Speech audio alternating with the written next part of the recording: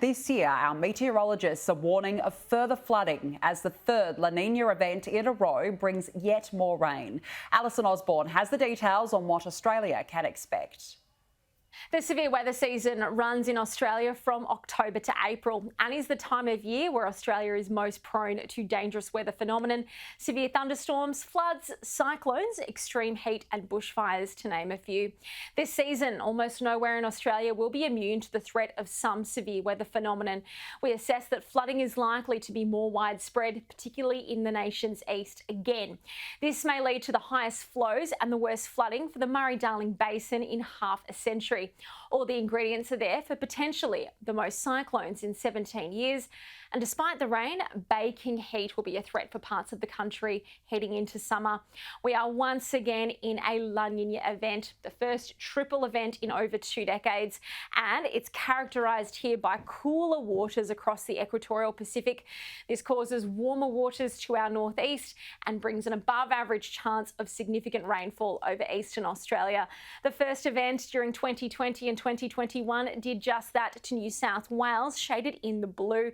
However, this map shows it's no guarantee. We saw below average rainfall across Queensland's Wide Bay and Capricornia region, and they remained in drought. For the second year in a row, Australia is also under the influence of a negative Indian Ocean dipole. This is our rainmaker from the Indian Ocean, characterised by warmer than average waters to our northwest. And again, acting with La Nina, this can bring significant rain events to central, eastern and northern Australia. And that's certainly the case we saw last severe weather season. Significantly above average rain across southeastern Queensland, near record rainfall in northern New South Wales, multiple dangerous flood events as a result. With a similar outlook, flooding could be more widespread over Queensland and New South Wales this season due to the fact that catchments are already wet and dams are at near capacity. We're also expecting significantly above average cyclones this season, between 10 and 13. More than 12 cyclones will constitute our most active tropical cyclone season since 2005. At the same time, severe storms across all capitals bar Darwin are shown there with those number ranges. We do expect to see below average number of storms for Brisbane and Sydney, but still 13 to 17 events for the Harbour City, 3 to 4 for Hobart and 7 to 9 for Melbourne. Rainfall is likely to be below average across southwest WA and western Tasmania.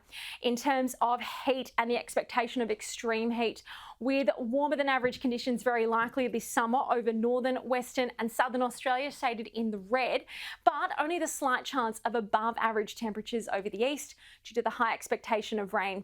Heat waves and prolonged extreme heat events are more likely in the areas shaded in orange during the season, particularly in western and southern Australia. To break this down, we are now joined by our Sky News meteorologist Rob Sharpe. Rob, we know it's been a pretty bad year when it comes to flooding, particularly in the northern rivers, parts of New South Wales. So how will the coming several months compare to what we have seen earlier this year? In terms of the weather itself, it looks similar in terms of there's going to be a lot of rain across the east of the country, there's going to be floods around, and whilst in the west it's going to be hotter than usual, all of the things that Alison was just saying in that report.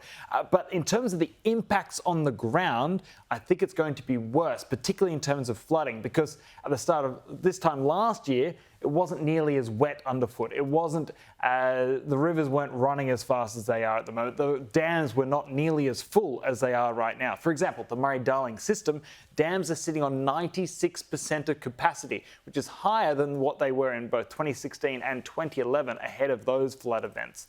So essentially, we're expecting more widespread flooding than what we saw during the last season. And if you're a resident of the Northern Rivers and you're watching this now, understandably, you'd be pretty concerned given what you've been through in the last 12 months. So take us through what we can expect in those areas in particular.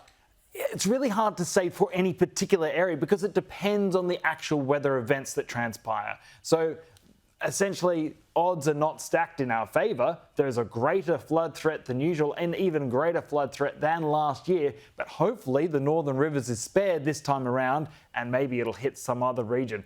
So essentially, my advice to people is if you live near a river, be prepared for the worst case scenario because that could happen at your river this season. So that's what happened in Lismore. somewhere else is probably going to face a Lismore-type scenario. But the question is where and when, we don't know. It's certainly troubling now heading into the summer months. Will we get sunny days? How will it work? You know, it's a genuine question because if you're predicting it to be quite bad, there'll be people wondering, well, are we ever going to actually get summer weather? Well, just think back to last summer across the east. Yes, we still had plenty of sunny days, just not quite as many as we typically would. It wasn't quite as hot as it was in other years gone by. Similar scenario. So for people in the cities of Sydney and Brisbane, expect something in the ballpark similar to last year, whilst in the west, in Perth, expect something similar to last year, where we had a record number of hot days over 40 degrees. We might not break that record again, but expect it to be hotter than usual on the west coast. You've been a meteorologist now for 10 years. In your view, is this the most concerning outlook that you've seen yet?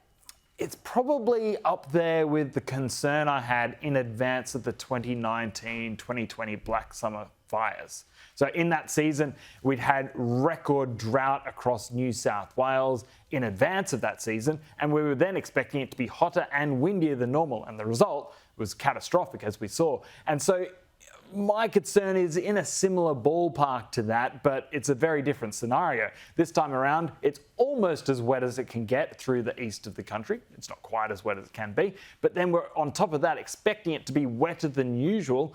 And so if it comes in as we expect, we could end up with quite a few big and nasty floods. Maybe the SES could get stretched to breaking point. It might be even harder for them than last season. Well, it's certainly not what any of us want to hear. A busy couple of months coming up, and I'm sure you'll be keeping all of our viewers up to date with the very latest information. Rob Sharpe, thank you so much for giving us the update. You're welcome.